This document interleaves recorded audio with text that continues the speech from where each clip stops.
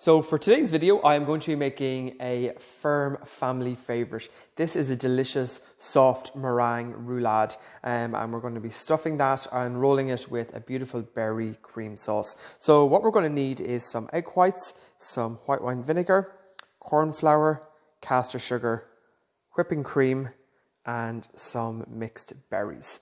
So that's what we need. So let's get started. Now, to begin our soft meringue roulade, we are going to take our egg whites and put them into our bowl. So again, like any meringue-based dessert that you're going to make, to get as much volume and a nice thick glossy meringue, you need to ensure that your bowl and your whisk is spotlessly clean. If your bowl is wet or it has a little bit of dust in there or food debris or oil or grease, then your meringue will not whip up and get the volume that you need. So firstly, I'm adding in my egg whites. I'm going to pop down my mixer here and mix that at full speed until we have a lovely thick stiff peak.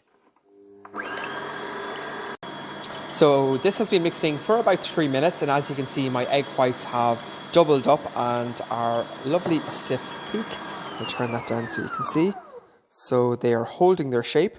What we're doing next is we are going to start gradually adding in our caster sugar to the mix, a little at a time, until all of the sugar is added in and we are left with a lovely thick shiny meringue. While my meringue is mixing here, I'm just going to take my white wine vinegar and I'm going to add that to the corn flour and just stir that through to make a paste, and I'm going to add this to the meringue. So this will give it a nice chewy texture.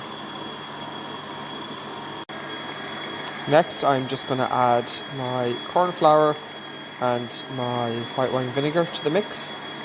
Give that a mix for another minute or two, and then that's ready to go into our lined tin, our lined baking tray.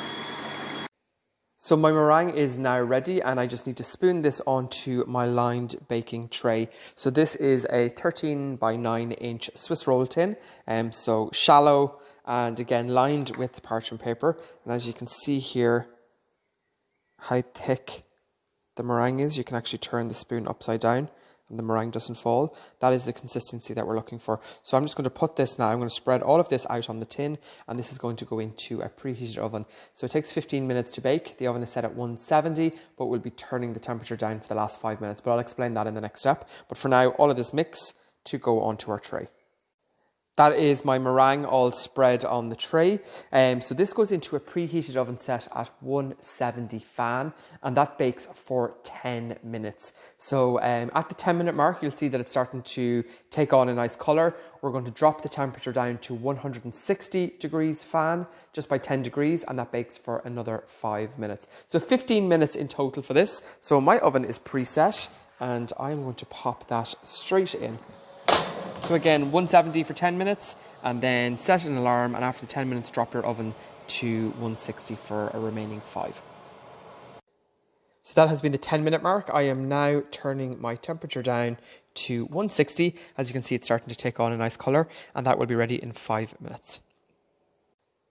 5 minutes remaining baking time left on the meringue roulade. So while that's happening, get a parchment paper, sheet of paper, and roll it out on your work surface. And we're just going to dust this generously with icing sugar. So when our meringue roulade comes out of the oven, we turn this out onto our dusted parchment paper and let it cool down. So do ensure that you have this step ready before you take your meringue out of the oven. So that is my meringue cooked. So I am just going to carefully turn this out onto the table. Now icing sugar is going to go everywhere, but that is okay. And just turn that out, as you can see. On one hand, it's definitely more difficult. I'm just going to lift off my baking tray here now. And the importance of using non-stick paper, baking paper, this should just peel directly off now, and we're going to let that cool completely. So as you can see here, my paper just peels directly off, and that is our meringue roulade on the table. So again, as I said, let that cool completely, and then we are going to assemble that with the beautiful mixed berry cream. So while my meringue roulade is cooling down, let's organise the filling. So in here I have got some cream, and I'm going to whip that until it reaches like a semi-whipped point. You don't want to over-whip this too much, because what we're going to do is we have some beautiful berries here, and I'm going to fold that through the whipped cream at the end just before we assemble. So again, this will only take a minute or two. So that is my cream ready. As you can see, really soft, not overly whipped, because we're going to be folding these lovely mixed berries through the cream once our meringue is fully cooled. So you can just set these two to the side for the moment, and our meringue should be cooled in around maybe 10 minutes. My meringue roulade has now completely cooled on the parchment paper, and now I'm going to start organising the lovely filling. So I have some semi-whipped cream here and some berries. So I'm just going to spoon this in here and just marble this through. You don't want to mix it completely, because it will just go all one pink colour. So just like this, and really no more than that. That is exactly what you're looking for.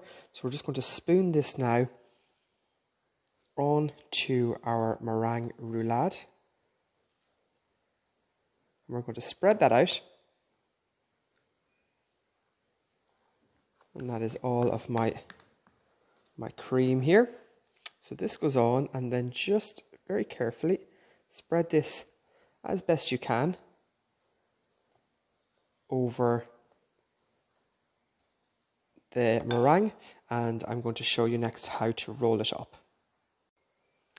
Now for the rolling of the roulade, I think the part that most people dread.